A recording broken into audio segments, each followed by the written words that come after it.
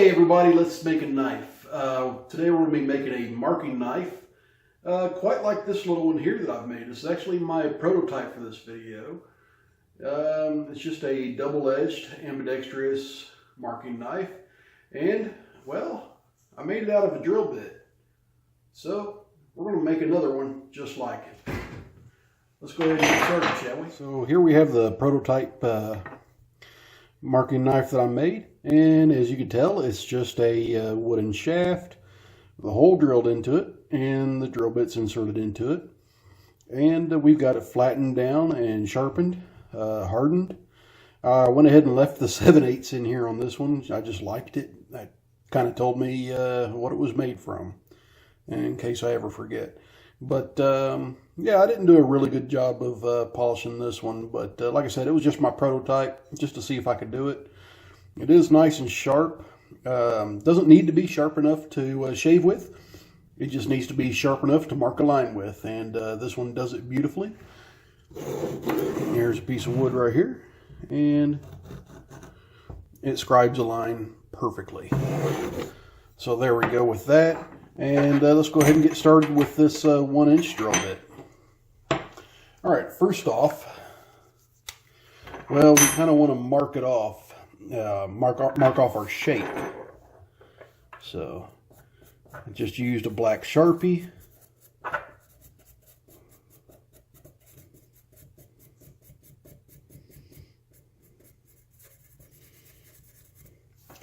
And that looks far enough.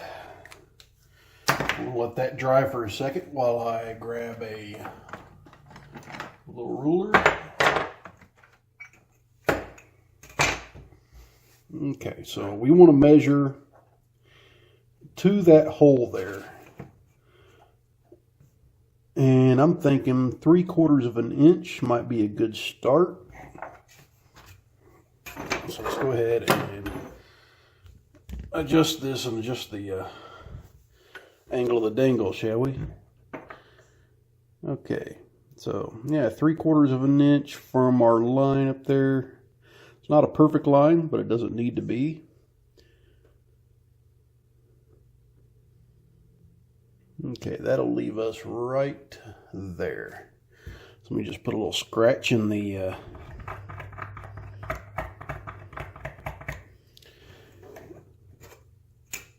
okay, and we'll go 3/4 inch from this side.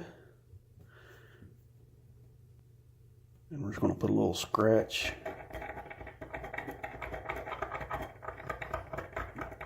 right there.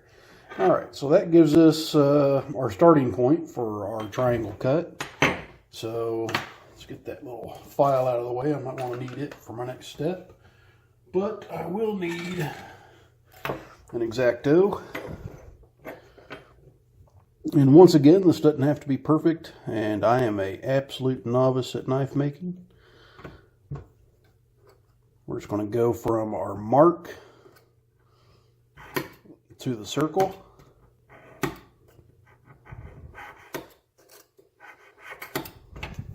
And there's another line, and we'll go ahead and mark this one out while we're at it. After that, we'll go ahead and break out the Dremel and do some cutting.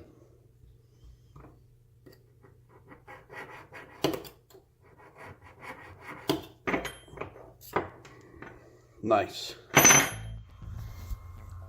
Okay, so what we're doing right now is we're just cutting down the drill bit with the cutoff wheel and the Dremel. There's several different tools you can use to achieve this. I mean, you can use an angle grinder. You can use a hacksaw.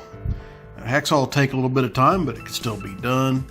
But the Dremel works for me in this case because it's a small project. Not the quickest still, but it makes a pretty good cut.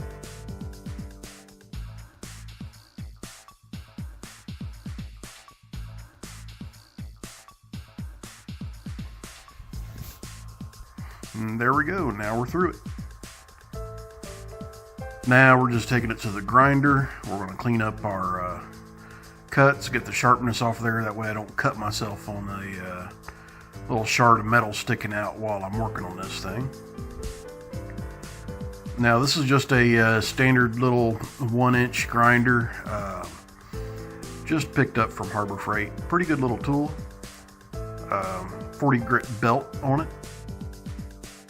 Yeah, so it eats through the material pretty quickly.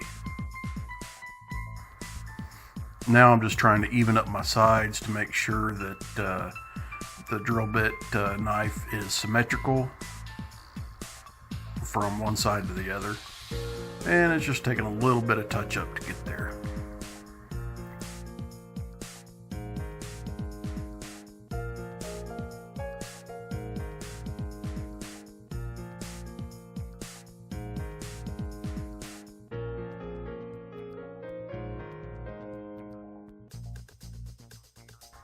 Now I'm just going through and flattening the back part of the knife blade a little bit, just to make it the same thickness all the way down the diamond shape of this. And that makes it better for putting up against a nice straight edge to mark with.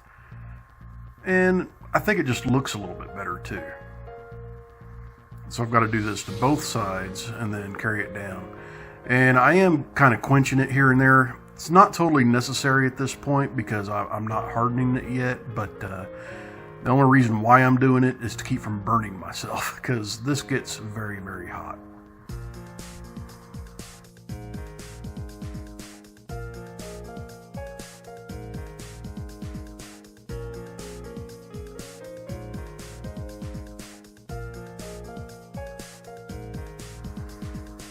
Okay, now I've got the sides ground down, and now I'm just going to be working on my bevels. Now, it's not a traditional knife, so there's not going to be a bevel on both sides of the knife, but it's going to have two bevels on the same side of the knife. That way it's an ambidextrous marking knife, and kind of looks like a neat little arrowhead when it's done.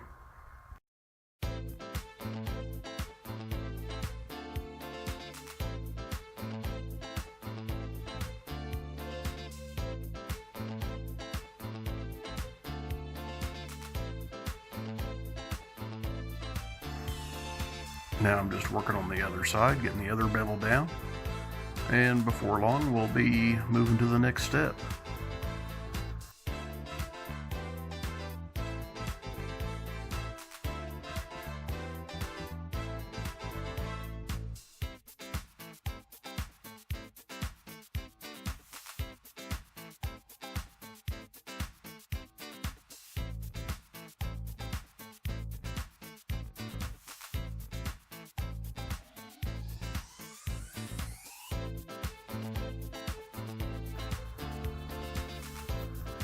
There I am. I'm just checking my bevels to make sure that they're the same, and they look pretty close at this point. I do go back and touch them up a little bit more off camera, but right now I'm pretty happy with where it sits. Okay, now it's time for the fun part. We're going to go ahead and heat treat this. So what I'm doing is I've just got a MAP gas torch. You can use a torch, you can use a forge, you can use charcoal grill with air blowing through it. There's a lot of different ways to heat up your steel, and this way just works well for me for these small projects. I don't quite have a forge yet. That's still a project to come. As you can see, I've got the tip glowing red. Little bit difficult to see in the video because I've got so much light in the room, but you don't want to get it too hot.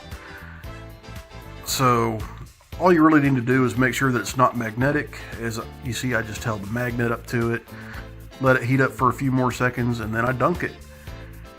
And at that point, being this is tool steel, it should be pretty darn hard. And right here I'm just checking it with a file, and it is just skating right off of that. It's not wanting to bite in or cut, so it is good and hard.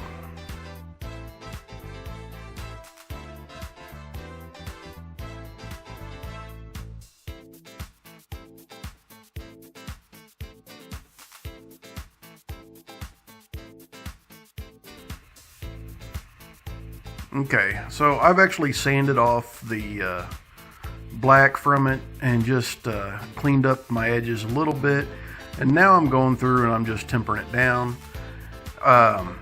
Basically, when you do this, you really need to just heat it to where it turns to a blue, and then you should be pretty good.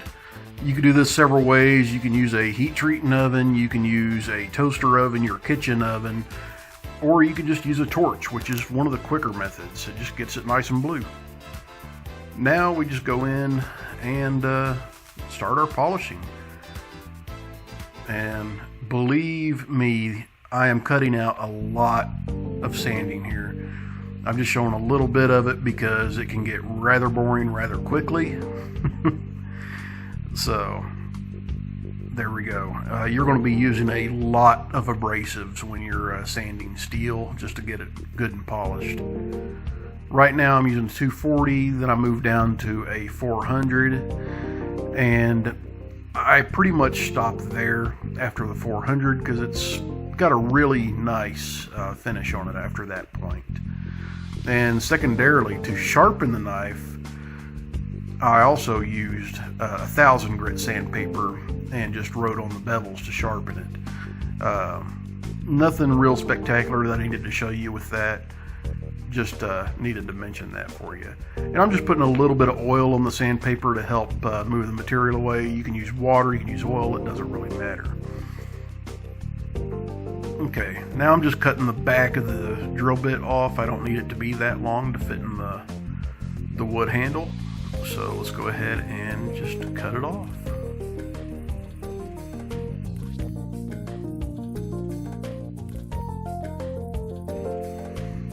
And a little bit of time lapse there. Let's grab a hammer and just knock it off here.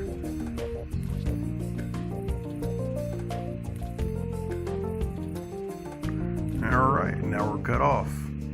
Back to the grinder one more time to, well, the drill bit that I have, I just haven't gone out and bought one bigger. The drill bit that I have is just a 1/4 inch bit, and this is a little bit bigger than a 1/4 inch. And not a whole lot bigger, just a little bit.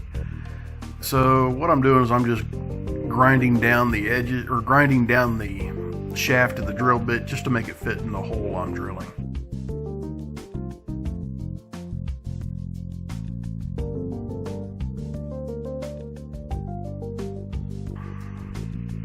And I'm just doing this before I drill a hole for the handle.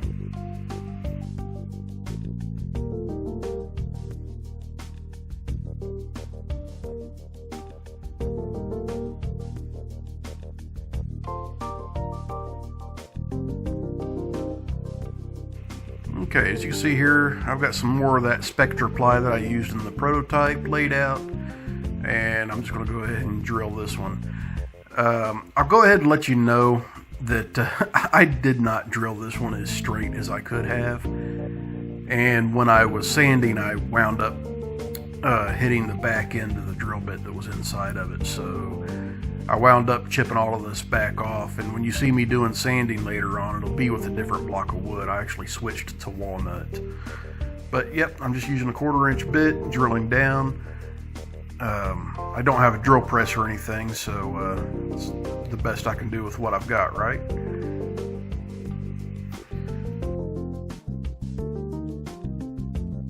Alright, now I'm just dry fitting the knife in there, and it does fit beautifully. And now we're just going to the epoxy process. I'm not cutting this process out, I'm letting you guys see the whole thing. I use this DevCon 5-minute epoxy. I really like this epoxy. It has a very fast setup time, and it seems to be very consistent. Just a little bit difficult to squeeze out of the tubes, but heck, if I cut them off just a little bit bigger, that wouldn't be much of an issue.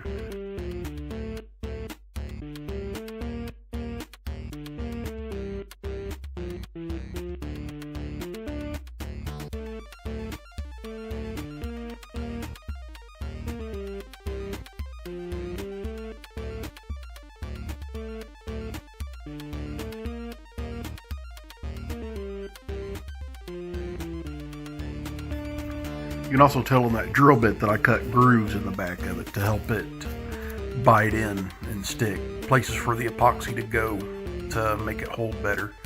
And right now I'm just mixing the two parts up real well. It doesn't take a whole lot because I'm not using a lot. And then I put a little bit down in the hole. And after that I will put it on the shaft of the knife. And then stick it in the hole. This method you don't really need any clamps or anything. You just need to make sure that you get it nice and straight and aligned with where you want the blade of the marking knife to sit. And then you're good.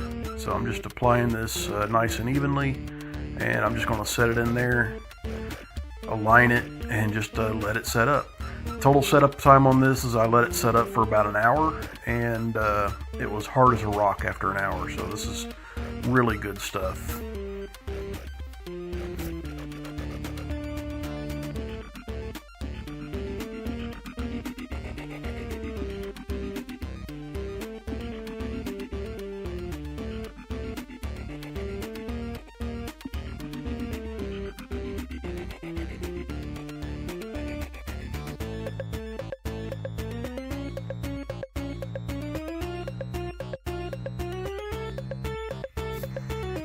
And there, it's aligned pretty well. So now I'm just going to set it aside and let it dry.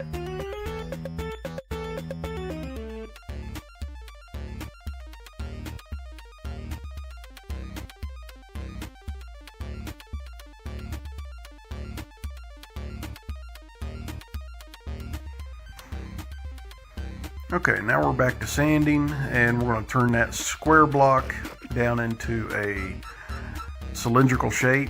I start out with my belt sander. It does a great job for this.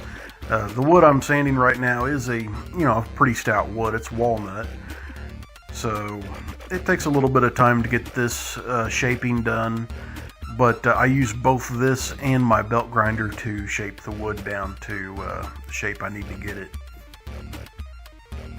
Right there, I was just basically inspecting to make sure that I did have the drill bit in there straight, and if I did need to angle it, my sanding or not. But right now you can see I've removed a bunch of material, and I'm starting to round it out, and just back and forth on the 40 grit belt grinder, and that really eats this wood off real quick.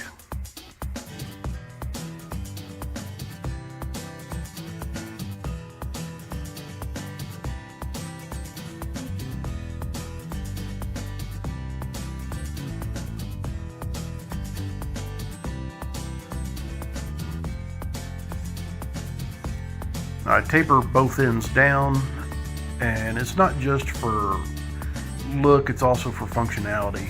Makes it more comfortable and easier to grip than being just the big fat chunky cylinder in your hand.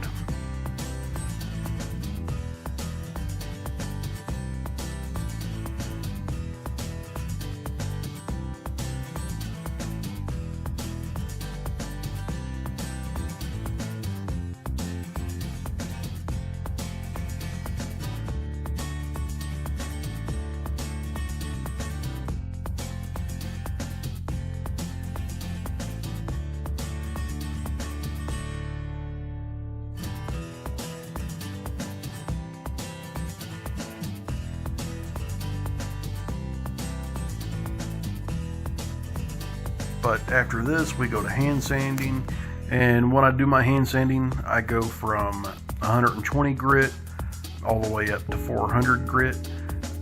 Nicer woods I tend to go with a higher grit sanding finish. Walnut being one of the ones that I like to go up to at least 400 on. If I'm doing something with rosewood or anything else that's nicer than that, like cherry, I'll probably go up to about 600 to 800 grit on my sanding, just so I can get a very nice finish on it. I've been hand sanding on this at this point for a very long time. I'm actually using 220 right now, just kind of finishing up some of the bits on it.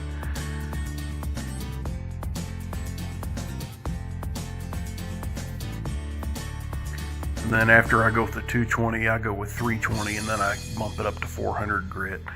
and that made it a very nice sanding finish after I was done with that. But like I said, it took an awful lot of this just to get it nice and even, because I did use that rougher grit when I was getting it done. Now for my finish on this one, I'm just going to use a more traditional finish than what I normally do. I normally use polyurethane. This time I'm going to use a boiled linseed oil and wax.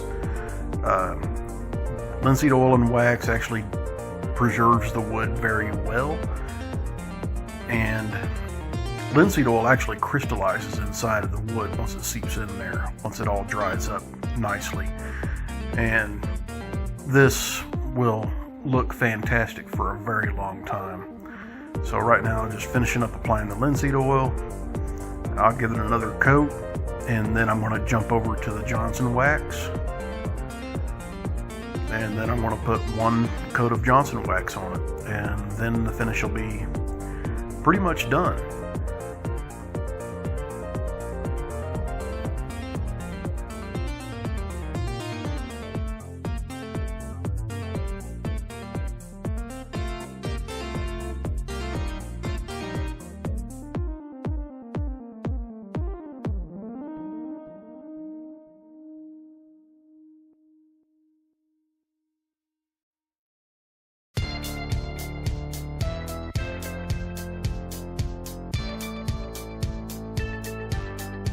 Now with the wax, you do have to make sure you rub it in really well. You don't want to use too much of it, but you don't want to use too little of it as well. But the look it gives this walnut is just such a rich color and a nice even shine all around. And now to test it out, show you that it works. It is a marking knife, and there I've got 2 marks on that piece of wood. And there we go, guys. That's the marking knife. And thank you for coming and watching.